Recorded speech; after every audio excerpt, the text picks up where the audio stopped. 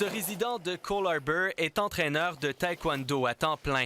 Un changement de carrière synonyme de soulagement après sa greffe de rein en 2015.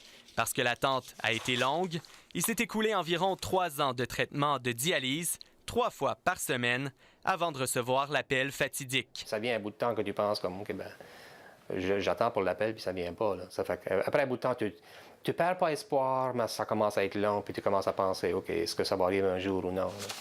Il est impliqué de près dans la cause du don d'organes au Canada. Le projet de loi annoncé mardi par le premier ministre de la Nouvelle-Écosse,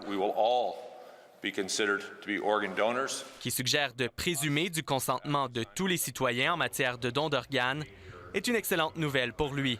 C'est dorénavant ceux qui refusent de devenir donneurs qui devront se manifester. Au niveau de la communauté des greffés à travers le Canada, les médias sociaux ont juste explosé. Là. La majorité était très, très contente de cette annonce. On espère que ça va commencer un précédent à travers le Canada. En Nouvelle-Écosse, il y a actuellement 110 personnes en attente d'une transplantation d'organes. Selon des experts dans le domaine, le consentement présumé n'est pas une solution miracle pour écourter la liste d'attente. La formation des travailleurs de première ligne est essentielle selon eux. Le premier ministre Stephen McNeil a d'ailleurs promis des efforts en ce sens. À mon avis, le consentement présumé n'est pas la première mesure, mais est une mesure qui mérite d'être examinée. On verra le débat que ça amène chez vous, mais la formation des médecins et des infirmières, en particulier qui agissent aux soins critiques, aux soins intensifs et à l'urgence, c'est extrêmement important parce que ça part de là. Il faut que les professionnels soient capables d'identifier, de soutenir une famille et d'établir un lien de confiance fort.